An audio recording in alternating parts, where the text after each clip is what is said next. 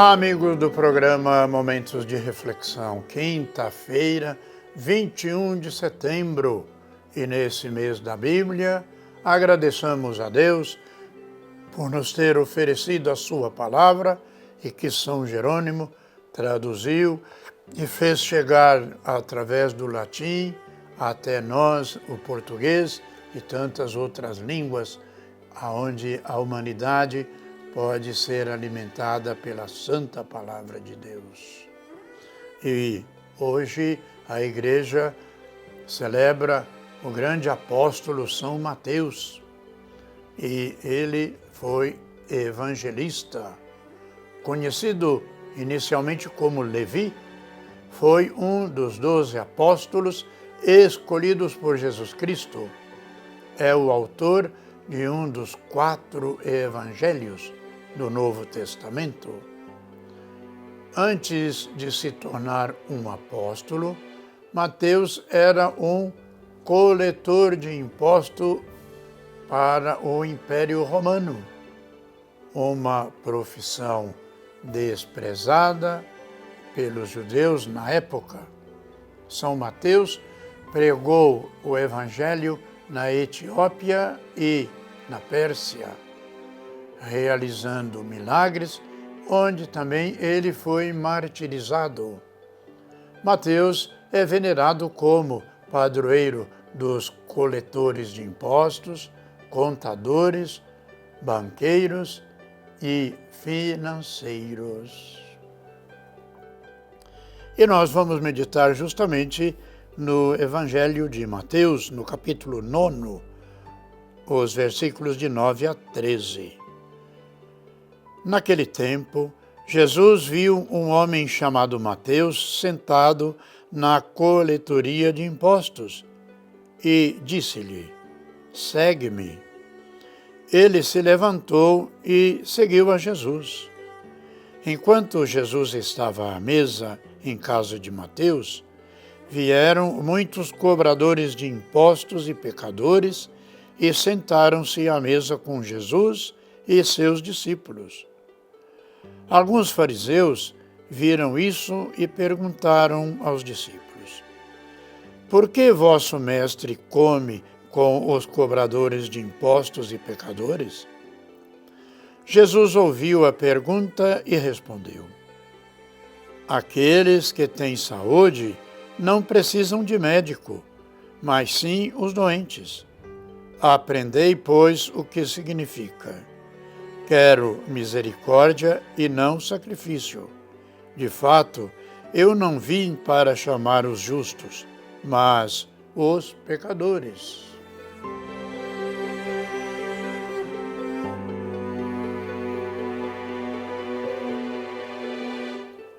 Caros irmãos e irmãs, por volta do ano 70, São Mateus escreveu o Evangelho, endereçado a uma comunidade cristã proveniente do judaísmo.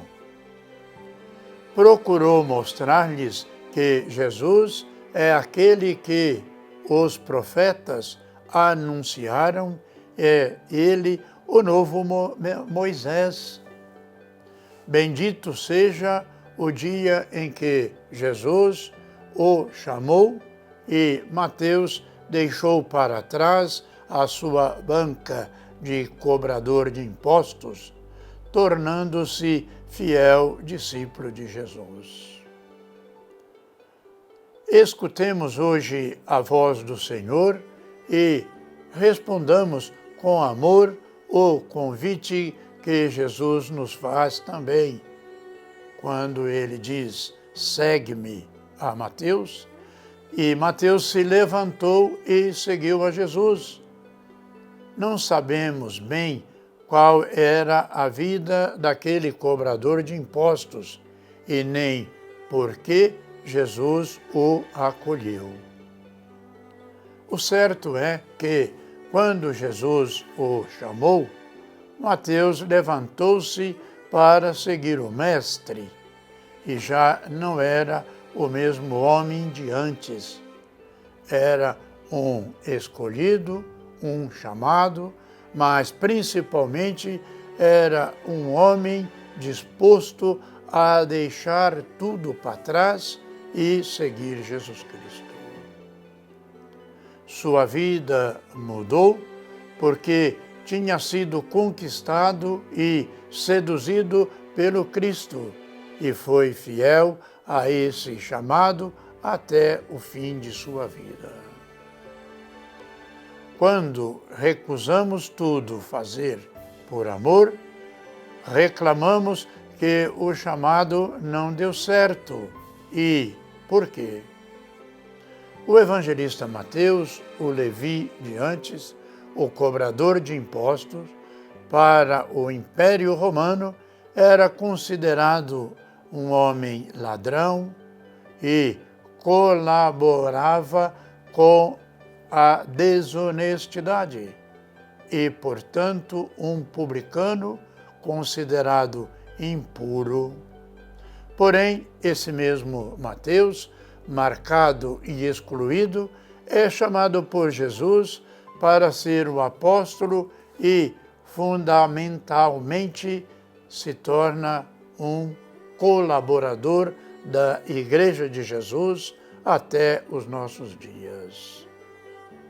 Jesus se fixa nas possibilidades ocultas de cada pessoa humana e dá confiança e acredita em cada um de nós, em todas nós, pessoas humanas, e quer assim mostrar o amor incondicional do Pai e a proximidade e a misericórdia de Deus para com os mais marginalizados. Hoje, a liturgia da palavra nos recorda que a Igreja não é o povo formado de pessoas virtuosas e impecáveis, mas dos enfermos, dos escolhidos e dos pecadores. Não pode haver igreja onde não se pratica a misericórdia. Jesus deseja que vinculemos o seu projeto de esperança aos nossos irmãos rechaçados, para que Deus valem mais os gestos concretos de misericórdia do que um culto vazio. Nós podemos, irmãos e irmãs, tirar do modelo de Mateus justamente a Igreja Católica, ela é santa, mas ela é feita de pessoas pecadoras. Precisamos corrigir aquela famosa frase: a Igreja é santa e pecadora. Não, a Igreja é santa, mas ela é feita de pessoas pecadoras, a exemplo de São Mateus.